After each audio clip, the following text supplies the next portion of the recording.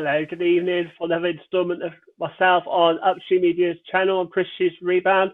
So I've got Josh Bett for his Chicago Bulls jersey. Really look forward to the show. This guy's really passionate about all things basketball. I say off air, we're chatting for ages, just me talk about all different parts of basketball. I'm really looking forward to the show. Welcome, Josh. How are you today? You okay? Yeah, not bad. It's been 2 days since the last dance has come out. I've watched it 3 times, and just trying to figure out ways to pass the time till the next two episodes come out. That's right. I think it's no week, isn't it? Till the next, is it just one will come out next week, but so on and so forth. So I have to maybe watch it a fourth time. So I thought it was really good to have Josh on. I thought lots of you have seen, but he's been doing these awesome BBL videos on the history of our great game, and I thought having him on to sort of discuss this. I think I sort of share his love and enthusiasm for the game, but also probably frustration too, because coming into Rebound, I sort of started the blog essentially because I felt a bit frustrated about the lack of info out there and want to learn more myself. So I'd just love to hear a bit more about the idea of you starting the videos and the challenges that you must have come across on trying to collect all the histories of all the franchises. Yeah, it's number one. It's the first place to go, obviously, to get any information is to get a broad sense of each club is Wikipedia. But the thing with Wikipedia is it's not always accurate. Even sometimes it'll tell you that certain parts of it need citations, and even when you try to go look at the sources down low at the bottom of the pages, it's not always there. So obviously, one of the next steps is to call people that were involved in that club. So, for example, with the Newcastle Eagles, it was quite easy because I knew a lot of people that worked at the club and played for the team. Pete Scanterbury, who's the leading scorer in BBL franchise history. He's my godfather. I spoke with him for a good hour on the phone. Also spoke to my dad as well because my dad had been playing in the BBL and the former NBL since 1976 or 7, whenever it was. Sort of built from there. I'd say the era where it's really it's almost an enigma to get information is prior to 1987 because there's absolutely nothing. There's some pictures you'll find online, but you need to find out from people firsthand. I actually had to contact a former player that played for EPA Washington, which is the first team that ever was Newcastle Eagles. He had to send me some pictures and some information. I actually can't remember his name. It's on email. It was given to me, by the way. But again, you could find that stuff online. So that's the difficulties I've had. In terms of the 90s, there's a little bit online. But in the mid to current era of the 2000s now, it's not too bad to find much information. No, and I hope one of the positive things from what's happening on at the moment is that we'll find more of the information easy. I think the NBL have been doing a really good site where people be posting their memories and pictures. I think that's great. I think the next step is to go through it and maybe sort of categorize it years so then none of it gets lost. But so that's been really interesting, some pictures and stuff. And obviously you've added to that with your great videos. I wanted to ask what was sort of without a spoiler if people haven't seen. There's so many things I haven't watched yet, but maybe something that you felt was really interesting, sort of stood out for you when you were doing your research. To say, I'd say probably, I mean, all the projects I've done, they're quite fascinating because, I mean, history is just the old corny saying is to understand the present, you've got to study the past. And, to understand how these teams, such as the Riders, Eagles, and, the current project I'm working on, London Lions, why are they here? You got to go back and learn it. And I guess the most interesting one for me really had to be the Leicester Riders story because it started at the university. It was a group of friends that literally wanted to make a team back in 1967. And it was almost like a social team. So think about it at university today, like at Royal Holloway, a group of kids who probably go out Thursday night drinking, probably want to play basketball before that. 30 years from now, it could be the best basketball team in the UK. That's how it started. But the most, I'd say even more fascinating than the Leicester Riders is the history of the Cheshire Phoenix because I knew quite a lot about Cheshire Phoenix growing up. As a teenager, I loved watching the BBI as a kid.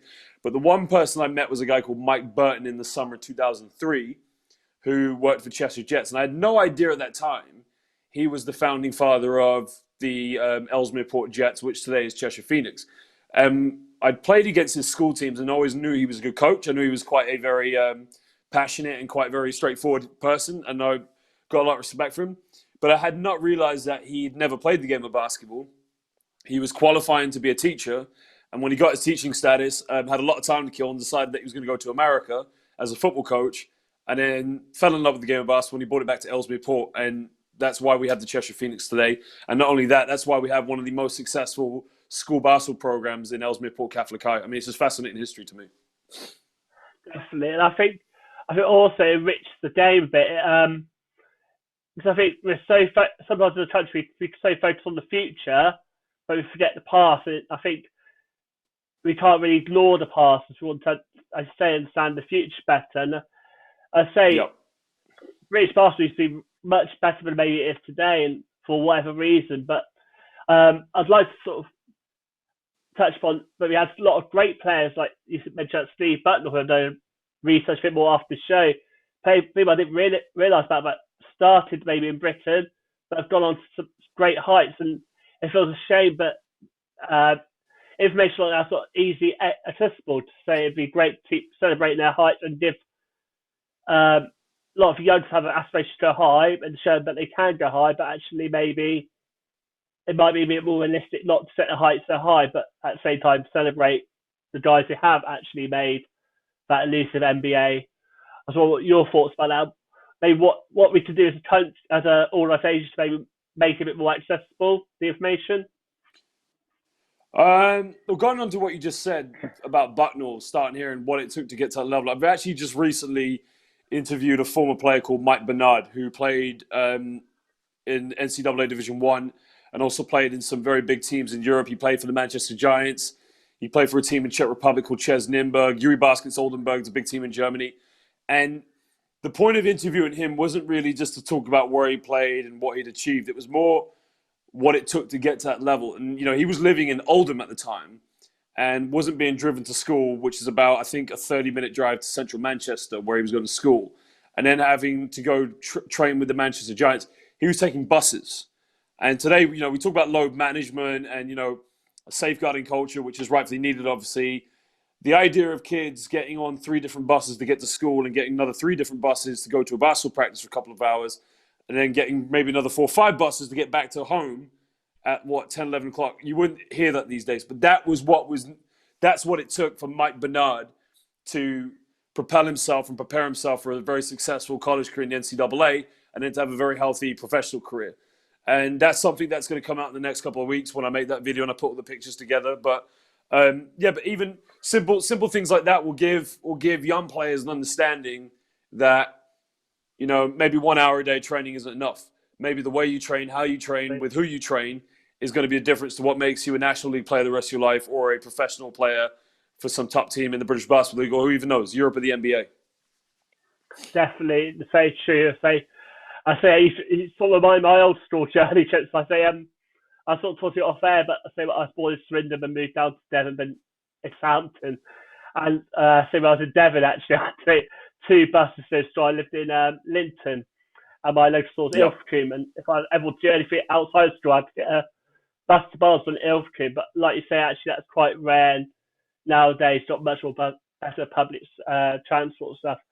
I just want to say I'm really great to have you on the show. I really love those videos. It's great having that information then. I think it does a lot to inspire people. I think maybe that's something maybe people don't take away, but it's great work. It's definitely inspired me to learn more, but I'm hoping the next generation inspires them. Yeah, sure. I thought maybe definitely. I want to take obviously you have a unique position. Your dad was coach, and you've been around coaching. I wondered how you think the game's different, especially in youth level. You talked a bit about Cameron Hildreth, and I thought maybe sort of touch upon about maybe how it's developing. Because there are signs of hope that there's some good things coming out of British basketball at the moment. I just wondered your take on it and compared to your experience with, say, when you were following your dad coaching, any lessons to be learned, and also things you've observed in today's game that you think are really worth shouting about. Yeah, number one, I'm not actually involved in any English basketball teams. I don't coach any teams. I don't actually play for any teams. I teach PE. That's my yeah. So the thing is with me is I really I see everything from fan perspective. I have not actually seen Cameron Hildreth play live, but I don't need to see him play live to make an opinion. I saw that highlight mix of him on Hoopfix, and I was taken away because there's a difference in watching a mixtape where someone's scoring a couple of baskets, someone's catching a few shots. This kid was actually systematically beating everybody that was in front of him. You know, it's not the explosive quickness or the athleticism. He was using game intelligence where he was reading his opponents. And I stood there watching this video, sat there, sorry, in awe, and kept thinking, like, well, who is this kid? So the first thing I did was I called Mark Clark because he's the coach of Barking Abbey. And then I spoke to Sam Nita, and Sam Nita was filming at the time. And they both just said the same thing to me. The kid's incredible. And I'm very looking forward to seeing this kid play. Now, when I found out who his father was, it made sense to me why he was such a great player, because his dad was a good player. His dad was a backcourt player for the Worthing Bears, who I remember watching. Very aggressive, very physical, could shoot the three. And he's obviously passed on his skill set to his son. It's just very rare to find someone at that age with the maturity in how they play, the way they use their body, the way they sort of handle the ball. But more importantly, as I said, the biggest skill set that Cameron Hildreth has is he reads the game. He doesn't predetermine what he does. He reads what his defender does. And he makes up his mind in a split second. But more importantly, this kid will sign his own checks one day because he can shoot the three-pointer magnificently. Definitely, I've really enjoyed watching him with the B1 side where fans, and it's amazing. But like, he almost looked like a man in a men's team. He didn't. You wouldn't have thought, oh, a 17-year-old coming into the rotation. The fans love. You definitely get a sense that he's much bigger than maybe his age would be. And I say it's amazing. For someone that young to be dominating the team and also the league. He was one of the top scorers. And I was looking at like combined stats, and this combined stats of points, rebounds, steals, assists, and blocks. No one was doing as much as he was on all five markers. So, like you say, it's not just one thing about being able to shoot. It's an all-round game, and I'm really excited to see how he goes on. But it's nice because I think there's quite a few examples, not just him, of signs of progress and maybe sort of hopes, because it'd be great for like British teams to compete in Europe more often. I think that'd be a great way for the game to grow. Sort of, because I think to do a lot of commentating, you must see there's a bit of a difference in quality between, say, the British teams and European teams. I'm hoping with these youngsters come through, a bridge of that sort, and become a bit more competitive, and hopefully that'll be a way of increasing funding. So if the national team's doing well, then obviously the funding gets in. And it'd be lovely to see that. The funding situation's the funding situation's a tricky one because, again, I studied sport business management at the University of Worcester when I came back from America, and I was somewhat disgusted when I read the fact that, you know, government funding comes to sports based on, you know, how well they believe they're going to win medals in sports. Well, that's a hypocrisy to the government's whole sort of plan to tackle antisocial behavior such as knife crime. Basketball could be an easy solution to that, obviously. But going on to what you just said about British teams in Europe, there's two sides to it. Number one is we're still quite a bit away. Now, it doesn't mean that we'll never get there, but things need to happen. When Leicester Riders entered the qualification stage for the Basketball Champions League and they didn't make it, and then they went into FIBA Europe Cup and didn't win a game, unfortunately, people rolled their eyes and said, that's it, we can't compete. That should not have been the case.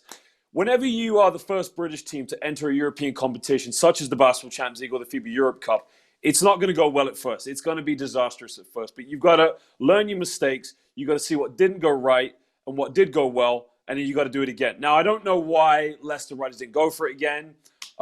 Maybe it was because London Lions are top of the league. I mean, it is a merit-based competition. But we definitely needed then to try it again to see. Because in one of those games in the FIBA Europe Cup, they played very close with a team called Dinamo Sassari. Now, Dinamo Sassari are doing really well this season in the Basketball Champions League. They've got a very strong team. And they actually went on to win the FIBA Europe Cup in 2019, which Leicester Riders ended up being in. So for a case of British teams being in European competitions, the first thing you need depth. You need a very long bench. Because you got to remember, not only are you playing against a tough competition in Europe, you're playing double the amount of games. You're playing one game in the middle of the week, then you're playing domestic games on the weekend. That's why you need a deep bench. Every team in Europe, from the first two divisions in most top countries, have very deep benches that go at least 8, 9, 10 deep. I don't think Leicester were as deep as they could have been. I think they were a very good basketball team, but I think they definitely owed it to themselves to try it again. Now, there might have been reasons why they couldn't do it again. I don't know that, of course, but for it to work, it can't just be a case in the future. Say, London Lions finished top of the BBL last season.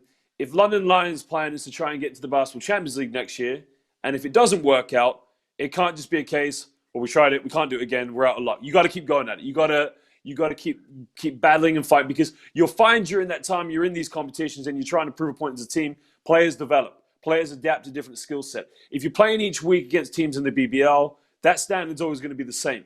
But for 2-3 seasons, in the middle of those weeks, you're playing against higher competition, say the Basketball Champions League or FIBA Euro Cup. Players will improve over time and the competition will get better. Definitely, and I think it's important for us to be challenging ourselves. It's not a case of looking, oh gosh, we lost 6 times, let's not do it again. It's actually, like you say, reflecting upon it and making ourselves better, because at the end of the day, that's what we want. We want players to get better and, for it to be more entertaining. So I think, I'm not sure whether you see it, but maybe 20 years ago, there was a lot more crowds, seemed a bit much better atmosphere than it is in today's game. It'd be lovely maybe to select the whole audience with what the history's doing, and also develop the game to make it much bigger. I think that's everything I want to talk about, but if you haven't seen this, I'm definitely direct it towards you guys, because it's amazing work, and really your passion and knowledge really shine through, and it's great watching them, and they keep up the good work. Was there anything else you wanted to share before we finish for tonight? No, thank you very much for having me, and like I said, there'll be more videos on the way, and thank you for your support, obviously. That's all right. Take care. Bye now. Good night, everyone. Take it back on Thursday, and CJ's on tomorrow with Coach Xavier. Take care and stay safe, all okay?